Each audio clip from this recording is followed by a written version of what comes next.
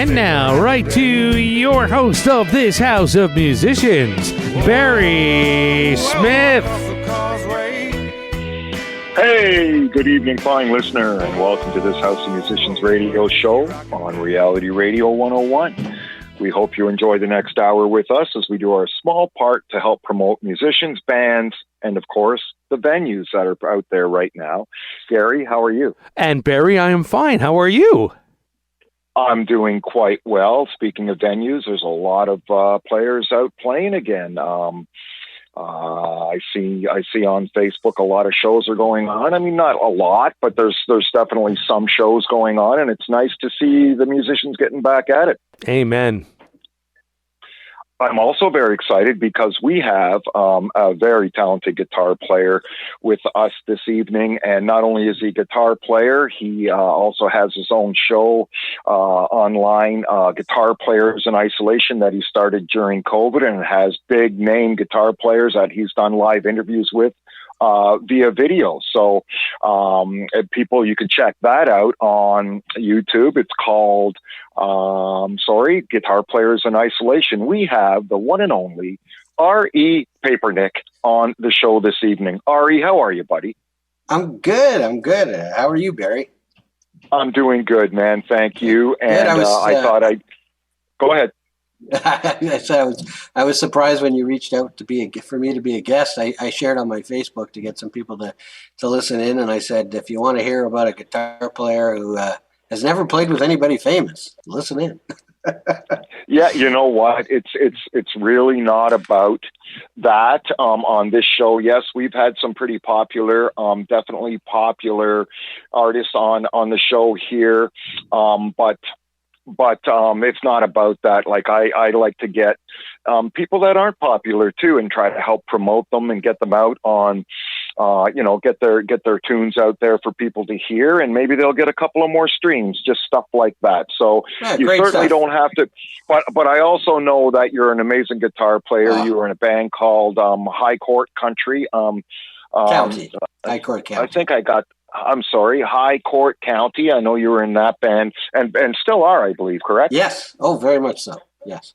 Amazing. And so, I wanted to get you on because I know that you have a lot of love for music like I do, and share some of the experiences you've had, and, talk about your show, your YouTube show and whatnot. But let's start right here, Arie. Let's start with how you were influenced when you were younger by music. Did your older brother have an album collection and you used to sneak in and when he wasn't around and play the Led Zeppelin albums on vinyl, or were your parents musicians? I'm really curious to know how you got involved with, first of all, playing guitar, and also in music itself in general. And let's make this a two-part question, who you were influenced by. Sure, there's a lot there. Yeah, well, I think I've mentioned it on my show, just in conversation. So, my dad was obviously a big influence on me falling in love with music and just wanting to do it all the time. He was a professional musician on the road up until I was born.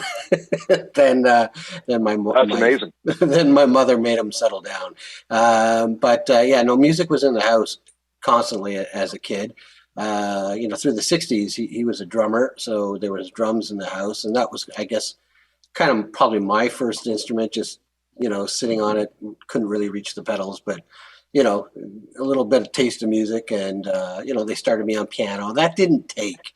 So guitar was the first thing for me that really took, and I was a little older by the time I was 12, and I was exposed to it at a summer camp. There was a counselor there who played, and he thought it'd be fun to hustle up 4 or 5 kids and teach them guitar, and that was it.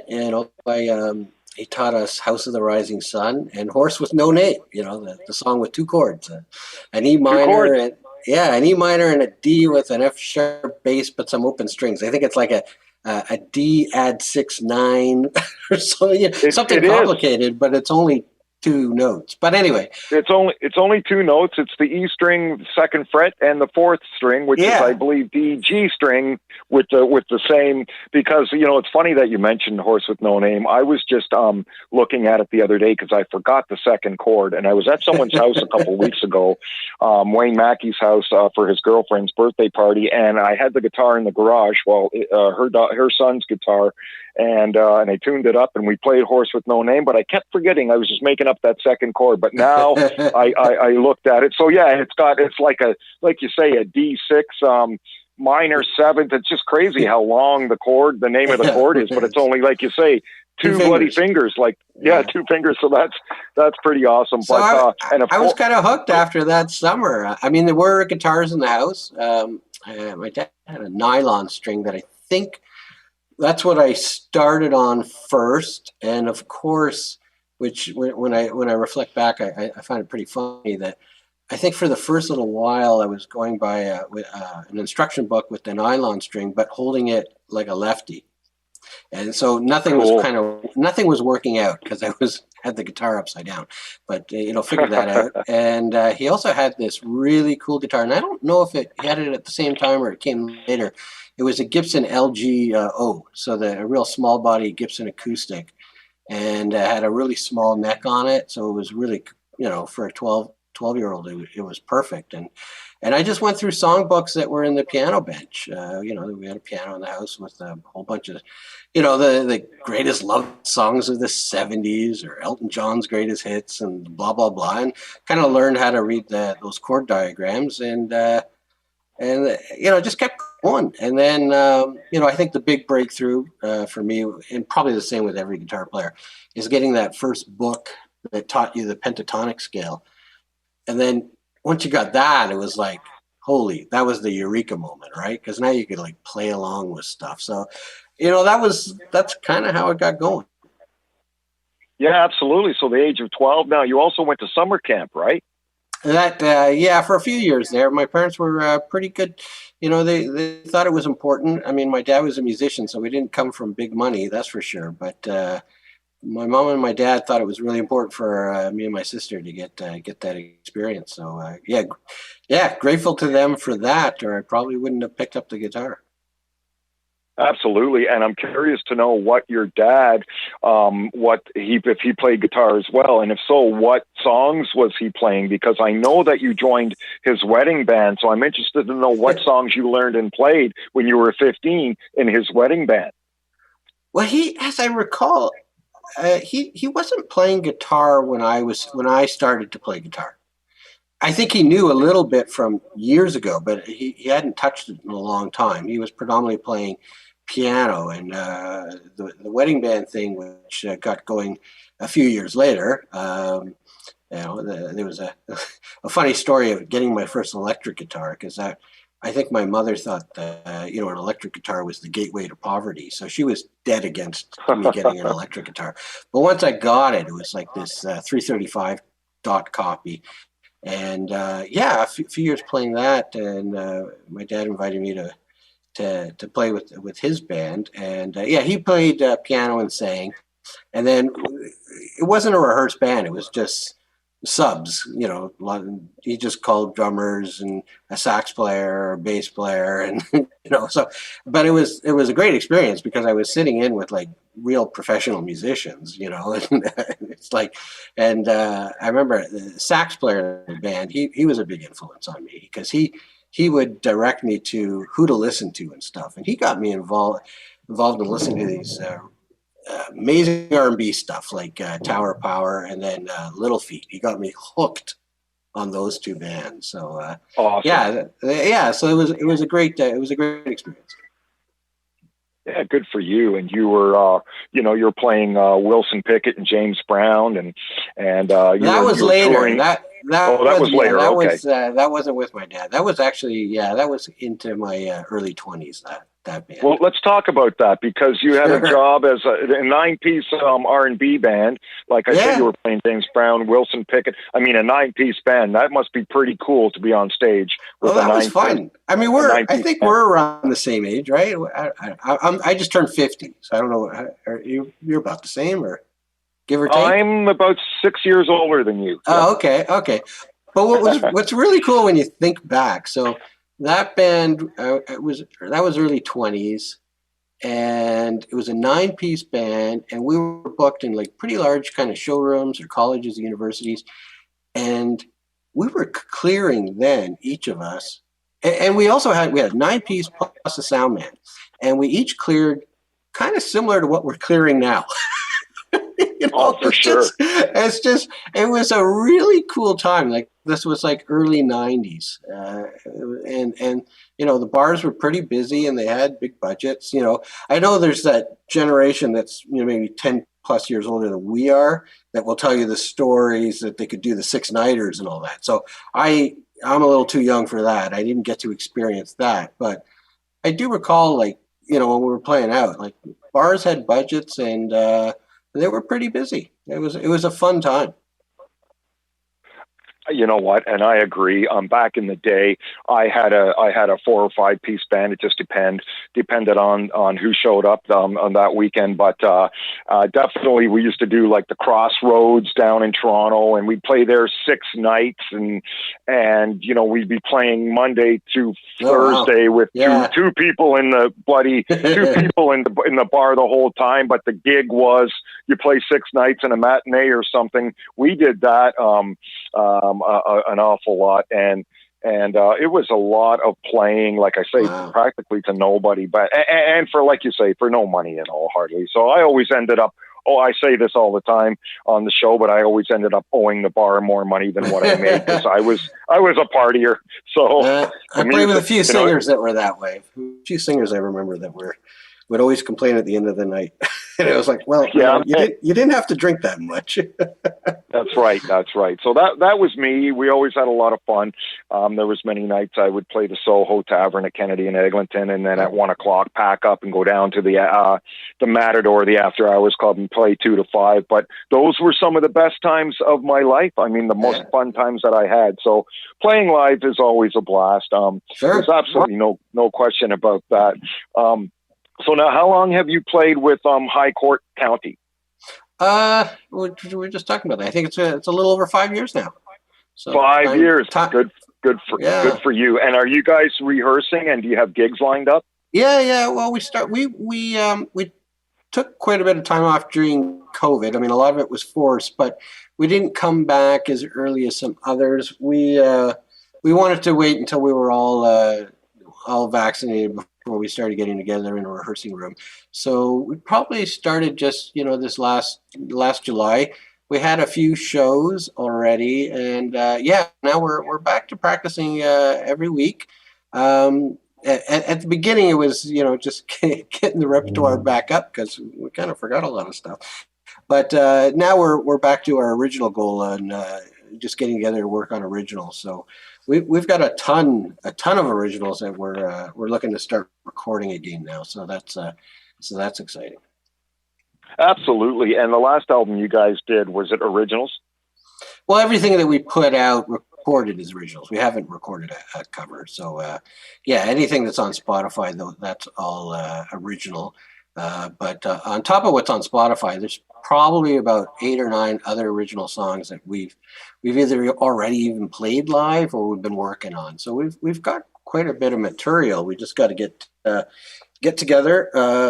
Me and the drummer in the band, Brian Cruikshank, we both took during that time off.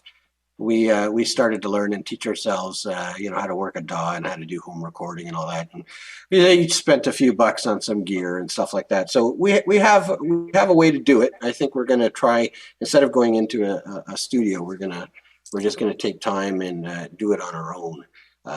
It's a little trickier, because we don't have like a studio where, you can have isolation and everybody record in the same room. So we're going to, it's going to be a lot of tracking to a click, but we'll layer it up. But we're eager to do it. We got a lot of great material to record. Yeah, and recording at home definitely takes a knack, but it takes a knack to be able to get good at it, I believe, because I have, for sure. I have a little home studio. It's just a little, a Scarlett Focusrite, and it's amazing, like, what you can do with it. Now, the recordings that I've done are originals as well, but certainly not as good. Like, like look at a guy like Tom Schultz, I believe, from Boston, who recorded the Boston album in his basement. I mean, that was back in when 75 or something, maybe even earlier, but just incredible to be able to go into your home studio and come out with a Boston album like Tom Schultz did. It's just, it's crazy. So it's amazing. Stuff. It's amazing what you can do with a home studio. It's just a matter of learning, I guess, how to do it. Yeah. And there's a little bit, there's some more freedom. I know as a guitar player, I find, there's a lot more freedom, because usually when you're booking a studio by the hour, you kind of put your bed tracks down, and then it's time for overdubs. And then when it's like the guitar player, if there's only one guitar player in the band, then you got to put a few different parts for coloring and stuff like that. But it's like, the band's kind of sitting in the control room, you're on the chair, and it's like you got that red light syndrome thing because everybody's watching you, and it's a tough thing to do. But when you're sitting all alone at home, you can take as long as you want, you can do it as many times as you want, nobody's pressuring you, so it's totally different. It's totally different. It's definitely much better. As you say, you're paying for time in the studio. So you want to kind of get in, you want to rehearse that song a million times and get in and nail it quickly. So you're not paying $3,000 for studio time for one song.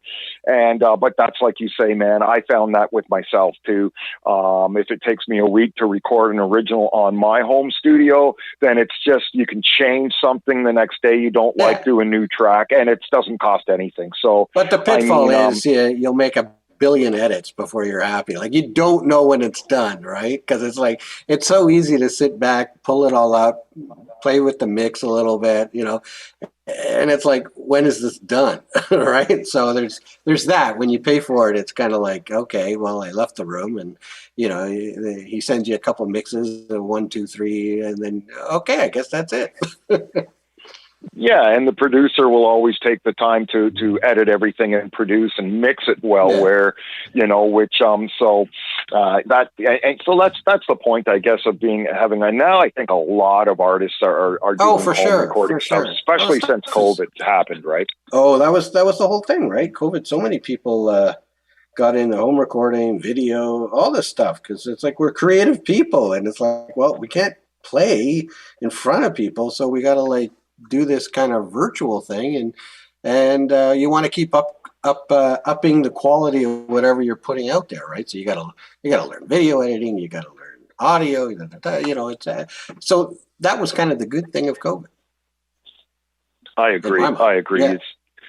I agree too. I mean, let's face it, COVID was a shitty thing to happen as far as a lot of businesses. But hang on, let me finish. But there's definitely a lot of good things that came out of COVID, in my opinion too. I mean, I won't get into that, but definitely home recording and being at home a lot and writing songs and doing whatever was definitely one of them. Yeah, I know for myself. I wouldn't have bothered to learn it if I was still gigging, twice a week. Absolutely. And so your writing process now, have you written a lot of songs in the band, the band that you're playing, your band that you're playing with now? Yeah, with High Court County, a lot of the writing is done by the singer, Stephen Court, and that's where the court comes in High Court County. Sure. I met him at an open jam at the Black Swan what do you call it? The person married to your cousin. Anyway, Sebastian Agnello. He runs. He ran for the longest time Monday nights at the Black Swan, and I saw a video of this guy, which was Steven, and I was like, "Holy shit, this guy sounds really good," So anyway, we hooked up, and I came out there a few Mondays to play with him, and that was kind of the start of the band. But he comes up with he's written some beautiful stuff. He comes up with a lot of the songs or the ideas, and Russell Creamer, who plays a bit of keys, electric guitar and acoustic. He's the last couple songs we've come up. He's kind of come up with the choruses, and then Stephen kind of helps him out, and then myself and Brian, we put a lot of input into the structure in the arrangement of the songs, but the core of the songs predominantly have been put together by Stephen, and Russell's brought some really good gems in lately. So it's a fun process. Such a good process to be with your bandmates and write songs, especially originals, man. That's where it's at. I mean, we all grew up playing covers in the bars. We all did it. I think Randy Adams, who's Chef Adams' son, played with me, and he told me a couple times, Barry, or once at least, if I have to play Margaritaville again, I'm out of here. I did that in a band. Yeah.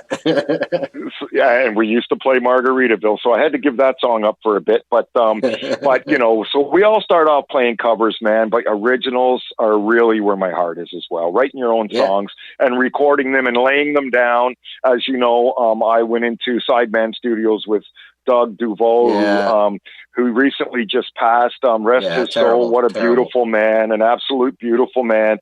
I did many Inner City Outlaw songs with Doug, and writing your own stuff and laying it down and having it out there on music platforms for people to listen to is really a great thing, because now you're leaving it for when you're gone, for your kids and your grandkids and whoever else. It'll always be there for them to listen to, and that's really special for me, to be able to. Well, it was we had a good moment on our first kind of gig back from COVID. We have this one song. It's kind of a mid-tempo thing. I wouldn't say it's a ballad. It's a little quicker than a ballad, but it's definitely not a rocker. It was requested. I don't think anybody knew it was one of our songs, but when we finished playing, there was some people who wanted us to continue, but they were asking for that song again. It was a song we haven't recorded it yet. It's called Hardaway, but they requested that song. And we've never met them. It's not like they were our relatives or something, So that's awesome. Was like, wow, that's you just requested one of our songs to be played again. So yeah, we'll do that. Absolutely. What a great feeling. There's nothing better than someone requesting, especially like you say, it's not your family member or anybody requesting a song that's an original. That's just amazing. Good for you. And so I want to get out and see your band when you guys are out playing as well. High Court County, love to get out and see you guys play. So we'll do that. My wife and I love going to shows and whatnot. So we'll get out and see you. But let's do this, Arie. Let's play. You sent me 2 songs. I'm going to play a High Court County song. We'll do that after. For now, I want to play this. You sent me a song called Jam Number 3. I want to play it, and we'll come back and talk about it. Now, let's let the folks know that you're playing guitar in this song. And this I'll just do a quick setup, but we can talk. This is kind of a COVID song. So this was before we could get together as a band and start rehearsing.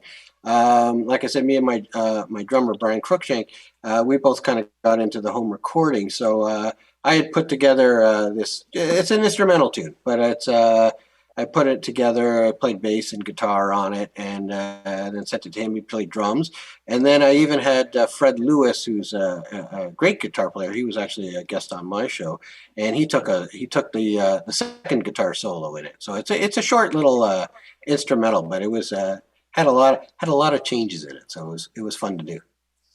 Good. I'm glad to hear that, and I'm glad we're going to the listener can have a listen to it and hear you playing guitar and bass and whatnot. We'll come back and talk about it, folks. I have Arie Papernick on the show this evening, and we're going to listen to a jam that he did at home called Jam Number 3 on this House of Musicians radio show right here on Reality Radio 101.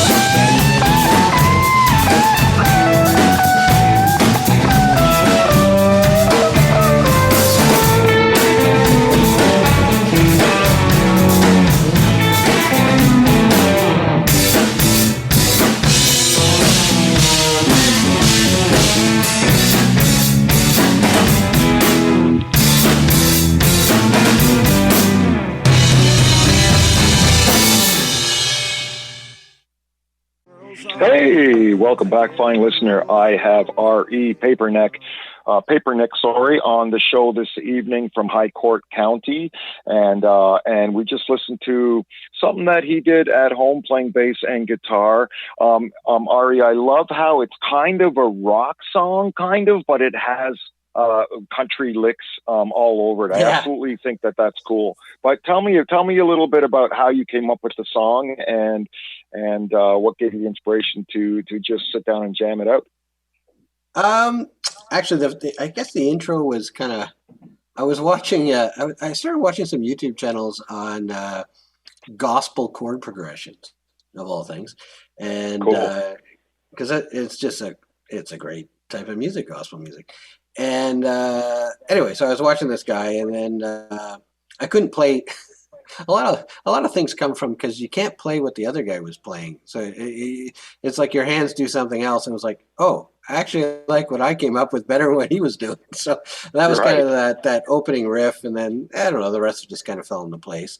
And so it's kind of got I don't know, it's got a bunch of different flavors. So yeah, like I think my solo was kind of more chicken picking kind of a style, but yet the progression is kind of a jazzy rock kind of a thing. So yeah, it's got a little bit of everything. Yeah, it sure does, and it's a neat little jam, that's for sure. Yeah. Would you ever think of maybe putting words to that and making it I think I'll just leave that one alone. Sure, it's always a good jam. I put a few out. I put a few out there on Instagram or wherever I put it out. And I had some fun putting some videos together with it because I bought a green screen early in COVID. So I started playing around with a green screen when I was doing the videos. But yeah, I think maybe originally it was to come up with some riffs that could be for the band. I think there's one that could work. And then, but it was filling a void. You got to be creative, and we couldn't get together as a band, so I just kind of did whatever the next best thing was. Right, just kind of create stuff on my own and just try stuff I've never tried before. Absolutely. And would you guys be playing that live? Do you think, or? Oh, this no. This I think this is just for what it was. It was just a COVID recording at home kind of thing, and I sent it off to Brian. He put the drums on it, and I think that's it. I think that's where it stays. Good. Well, hey, man, everything is that you do is definitely keeps you busy, and it's also art. It's all art, right? Oh, so, yeah, it's a good learning experience. Yeah, to put that many tracks, there was a lot of guitar tracks on that, so it was a good learning experience. Awesome. Let's talk about Harcourt County some more. Sure. Since forming, you guys released the debut self-titled EP in 2017, and then followed by Here We Go Again, which featured the song Bonfire Friday Night that charted #1 on the indie country radio during the summer of 18. This summer band will be, and then you're releasing your new song Make It Sing, which we're going to listen to just a little later in the show. Cool. But how cool was that to be charted #1 on the indie country radio? I mean, yeah, it was fun. Cool. Yeah, it was fun. I mean, it was there was some voting and stuff like that, that they do. But yeah, it was fun. It was a good. We enjoyed recording that tune. We kind of made that tune to be kind of that classic pop, not pop, but classic rock country fun tune. You know what it was. Like getting together around a bonfire, drinking beer. So it was kind of. A little bit typical in that sense, but it kind of had a Stones kind of groove to it thing, and we play it all the time. Whenever it's in every show we do, we always play that song. So it's we enjoy it. That's good. And so now, are you saying? I believe we talked about this, but are you saying that mostly what percentage of originals would you guys play when you're playing live? Well, we've pushed it up, in the last couple of shows and going forward. But it's, we still do quite a bit of covers. And we'll see how the ratio changes. So I'd say we're about 1/3 of the show is our originals. We could definitely expand that. We have the material, but we'll see how it goes. We know a lot of people like listening to covers, so But if we get Absolutely. some opportunities down the road to, be an opener for a bigger band or do some sort of a showcase, it'll definitely be an all original. If it's a kind of a one set showcase thing, it would definitely be all originals. But I think for the time being, we gotta kind of mix it up. You really do. You really do have to keep the audience happy and play some covers. And if you can get away with playing as many originals as possible, that's always an Yeah, you amazing kind thing. of you sneak them in there, and You, and and you you know can what? tell. You can tell. Yeah, You sometimes you do some games with yourself. You don't introduce them as an original, and then you just see right. how people react to it. And that's the truth. That's the truth. That's when it's the true test. If you don't announce it and you just go from your Jackson Brown cover right into an original with no chatting in between, and people are digging it, then you got something, right? So we'll do that. We'll do that from time to time where we don't even mention it's an original. And you know what? That's sometimes the best way to go about it. It really is. It's just not even just play them right, and Yeah, you'll see people up dancing and doing whatever. So that's always really interesting to not mention it at all on stage, and then all of a sudden, you got people up dancing to it, and like you say, maybe on the next gig they come see you, they're requesting original songs. So I mean, there's no yeah, better feeling than that. exactly. Let's talk about Arie. Let's talk about your amazing video, that video online YouTube show that you've had going on during COVID. Sure. Because it's really impressive. I know you've had a lot of guitar players. Again, the show's called Guitar Players in Isolation.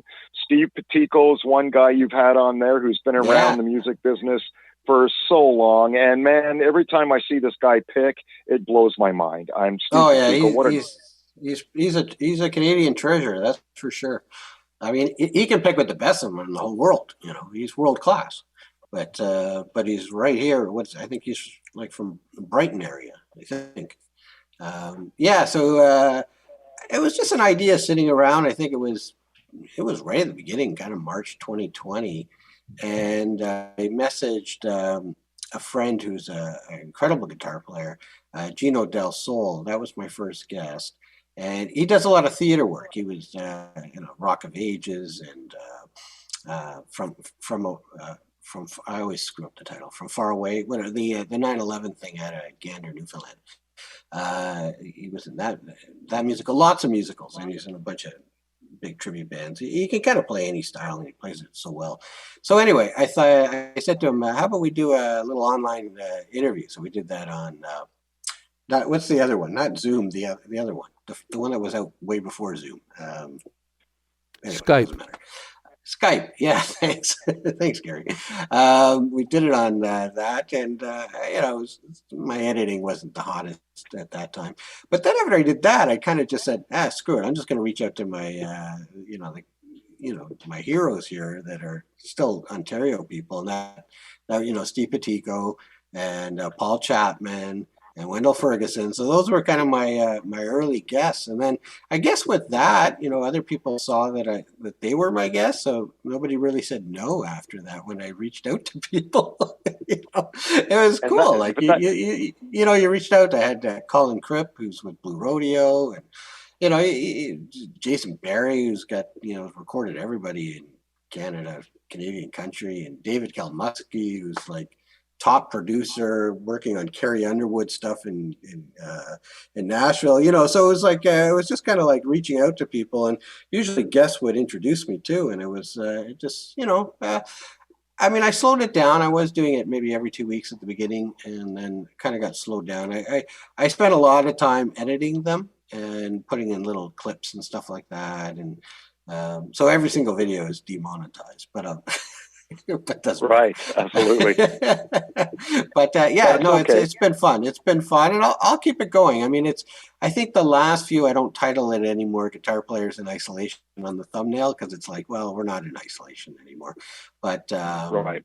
yeah, so we'll see where that goes. But yeah, I think there's a lot of people obviously on YouTube doing interviews, Zoom style interviews, and I Yep.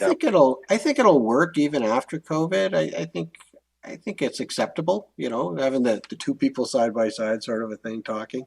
So I think it's something you could kind of keep doing. You don't necessarily have to have a studio and have everything live. I think it'll work. So I plan to keep it going.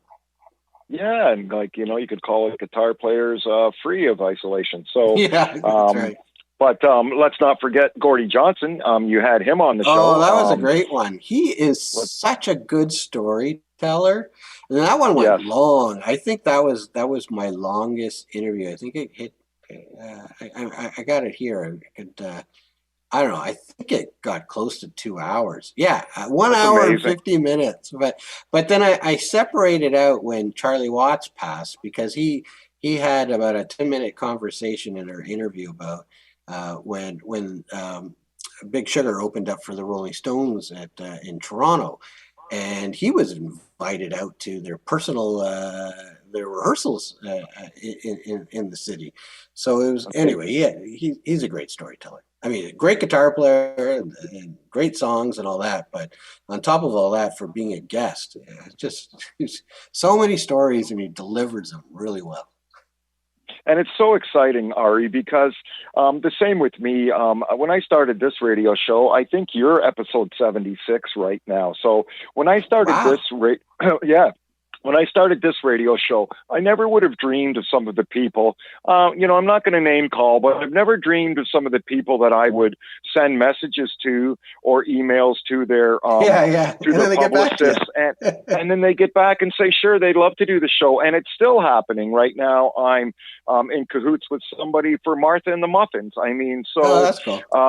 Yeah, so it's just, if I'd known this, I probably would have done this years ago. But I think COVID had a lot to do with helping get these guests on the show, especially the bigger names that are always touring, to get them on the show, because they're kind of at home not doing anything. So I think that helped, but they're still coming and they're out touring. So who would have ever thought? And I guess that goes the same for you. You have big names on your big names your for YouTube, me. I'm pretty happy with them. Yeah.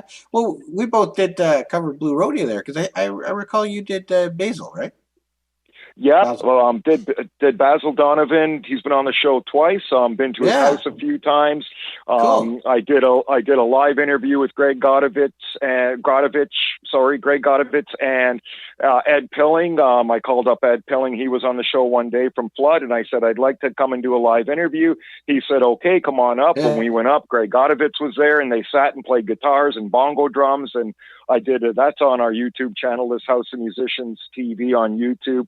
Live 1 hour interview, just over the moon. Of course, I went and sat at Basil's house and talked to him and did an interview with him. And Terry Draper was another one from Plateau that he lives in Ontario, and I called him up and said, hey, do you mind if I do a live interview with you? And he was just so gracious. He said, sure. So we went up to his house, and when we were there, cool. He was like, let's go out on the pontoon boat and do it. So here we are on his lake. I think I saw that. I remember when you posted on Facebook. That was pretty cool. Just an amazing guy. Yeah. So, and Dave Clayton is the guy who's working with me, my partner, as far as the YouTube stuff goes, to edit and all these these live edit. And it's always nice to have somebody that knows what the heck they're doing. So that helps me out. But I want to continue doing live interviews with musicians. Yeah. I think it's absolutely so much fun. You know what I mean? You learn a lot. You learn a lot too. I mean, my focus predominantly is guitar players, and I think the big takeaway I get from a lot of these guys, even some guys that are maybe more popular, like Jason McCoy, or is the amount of work that they put into it to get to these levels. There's a lot of people that may bitch and complain about streaming and this and that, and how do you make it these days, and this and that. And, the truth of the matter is, a lot of people just don't put the amount of work and effort into it that a lot of these guests did. That's kind of why that's why they got successful. And that's why they got to where they got is it's just the amount of dedication to the instrument and the amount of dedication to building the career. And you see it when you talk to them and you research their careers. You're like, wow, This wasn't just handed to them, They're at it all day long, bud, on the computer, promoting their stuff, practicing. We had Nikki Stringfield from Iron Maidens, and she told me that when she was a teenager, all her friends were out partying. She just stayed in her room and played guitar, man. People thought she was crazy, right? But now she's on big tours with the Iron Maidens, and who knows where it's going to lead through from there. So you're definitely right. You have to work very hard in this business. We had the Midnight Devils, Sam Spade, I believe is his name, from the Midnight Devils from the States. Then they tour. They're like a hair band with the makeup and the whole 9 yards, but they tour constantly. But he works his butt off. Just a young guy. What a band, but works his butt off. So you're absolutely right. In this business, you 100% have to work at it all day long to get somewhere. Yeah, for sure. So that's always definitely a bonus when somebody gets successful because they work so hard at it. Absolutely. Let's do this, bud. Let's play a song from Harcourt County, and we'll come back and talk about it. How's that sound? Sounds like a deal.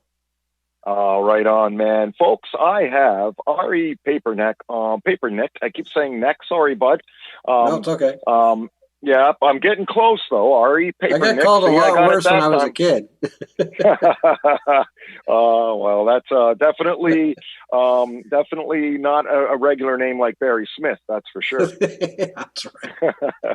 And probably good for you, because there's probably a billion Barry Smiths. But anyway, that's a whole other show. Let's, folks, I have Arie Papernick on the show this evening. We're going to hear a song from his band, Harcourt County. The song's called Make It Sing. We'll come back and talk about it right here on this House of Musicians radio show on Reality Radio 101. Put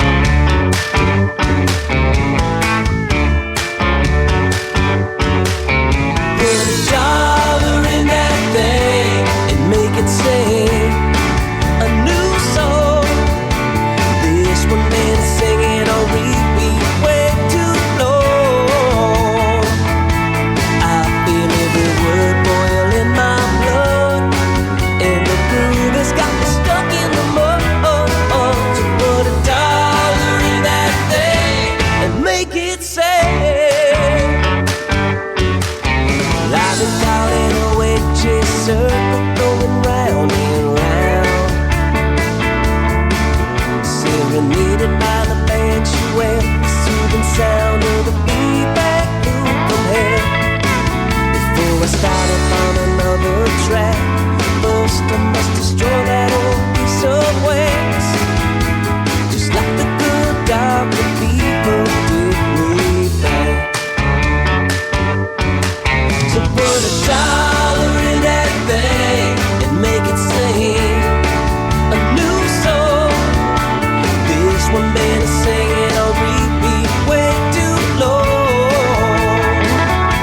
I feel every word boil in my blood, and the groove has got me stuck in the mud.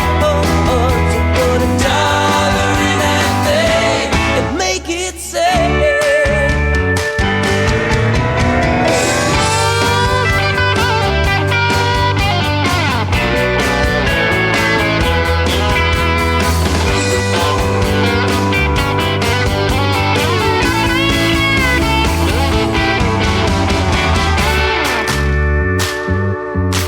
Should I be singing in a different key, or has the beat been wrong?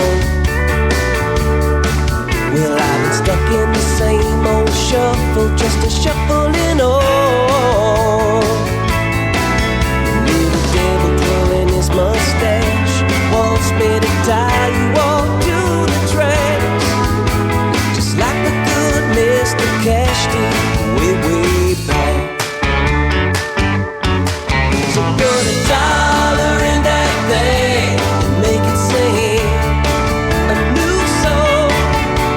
This one been singing on repeat way too long. I feel every word boil in my blood, and the groove has got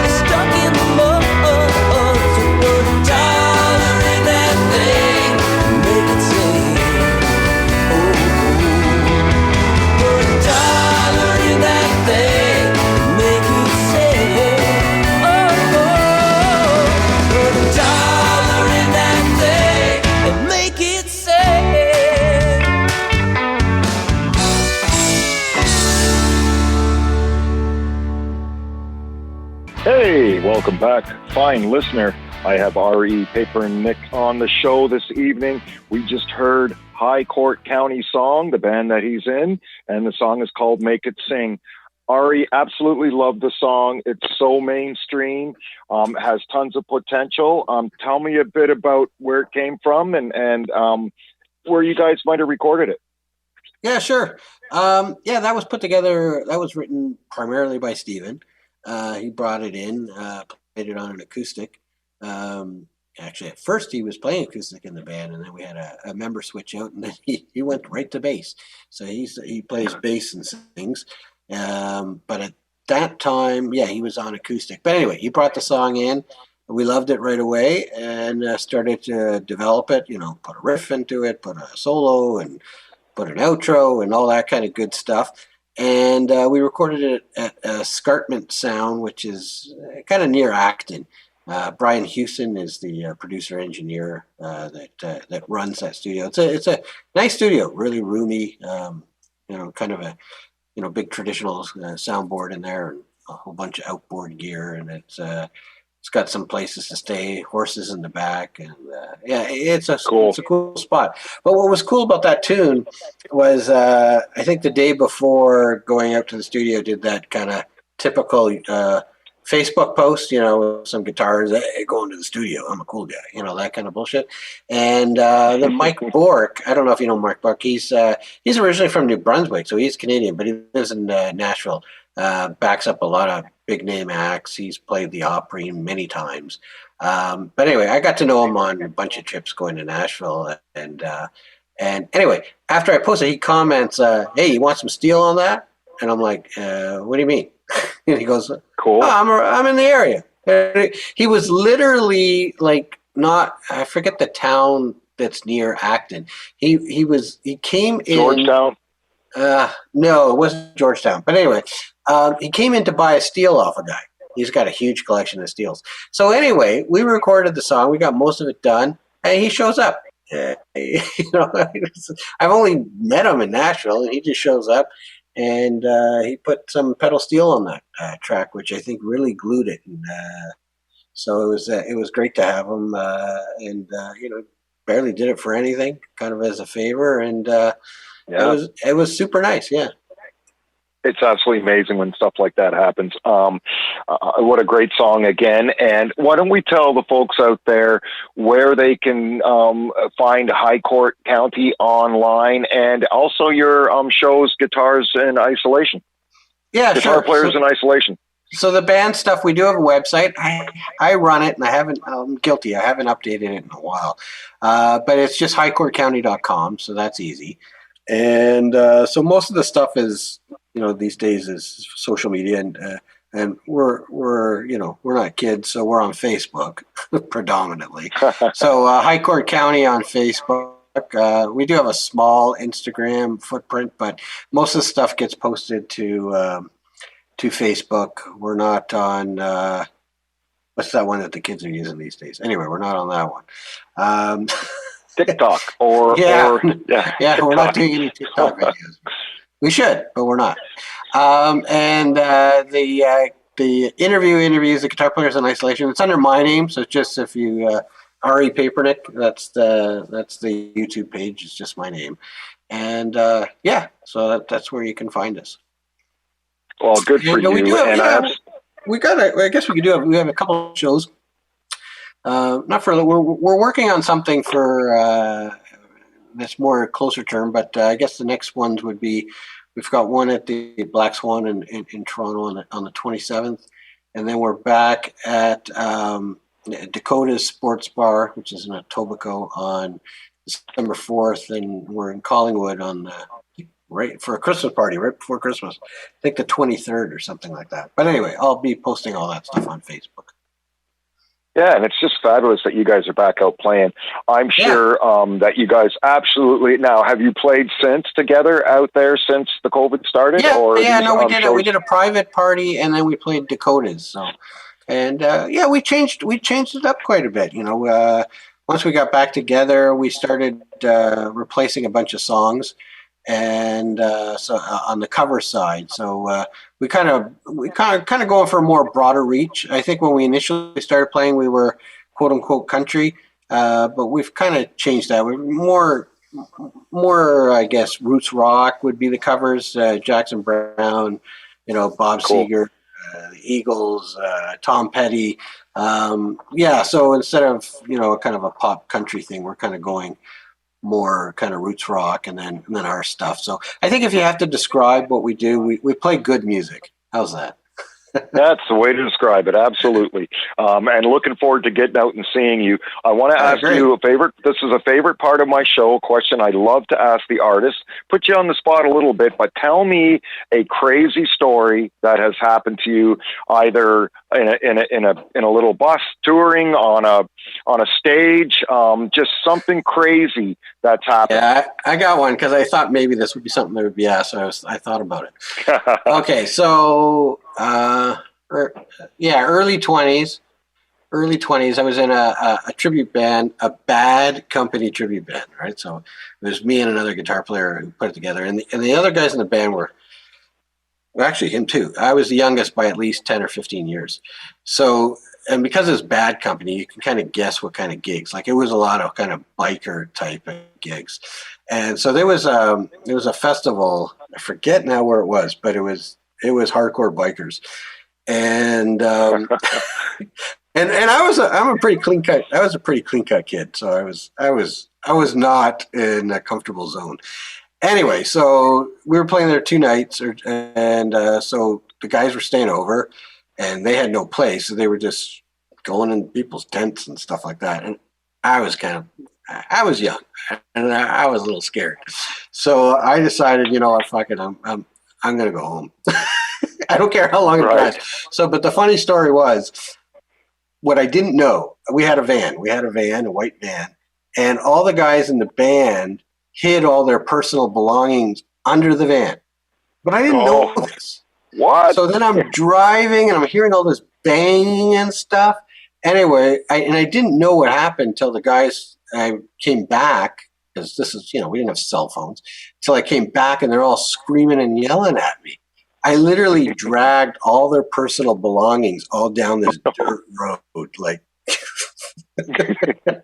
So yeah, the second night, who we played with that band? That song "Switching to Glide." What's that? Yep. Switching to Glide. What was the name of that band? Now you got me thinking. Switch into Glide. There you go. You're typing it in. They said the Kings, yeah. So we played with the Kings. So obviously we played and then they played, and that was 2 nights in a row. And the second night, not good. They didn't like me. No, I guess not. But let me just throw this your way too. A lot of times, a lot of the bikers are pretty darn cool. Oh no, yeah, I'm sure they were. There was nothing against them. It was just I was out of my element. Like I said, at least totally 15 years younger than everybody, and I didn't know where to go at night. I was going to somebody's tent, And, absolutely, definitely would be a little nerve-wracking, I'm sure. But that's a great story. And the guys. So you destroyed a lot of their stuff and dragged it along the road. Yeah, IDs and wallets were spread all over the highway, and you're still in the band. Yeah, I was for a little while. Yeah, they didn't get rid of me. Yeah. I actually left that band. It was my choice to leave that band, actually. Oh, okay, there you go. Well, you know what? What can I say, Arie? What an amazing conversation we had, and love your stories. Love I can't wait. Like I said, the wife and I love to go out to shows, so we can't wait to get out and see High Court County. We'll get out and see you guys play. Maybe do a little Facebook Live with the band or something. Perfect. That would be amazing. And I really appreciate you coming on the show and telling us all about you and your band. And thanks for having me. Listening to some of your stuff. So you're absolutely welcome. And again, thank you. Much appreciated that you would come on the show and talk music with me. I look forward to seeing some more of your guitar players Free of Isolation, and and we'll go from there. So I'll keep in contact with you. We'll get out and see you, and thanks for being on the show, bud. All right. Thanks, Barry, and thanks, Gary. You're welcome. You're welcome. You're welcome. Take care. And to the listener, I say thank you for being here. Always dance and sing, and let the music bring your soul to the surface for all the world to see.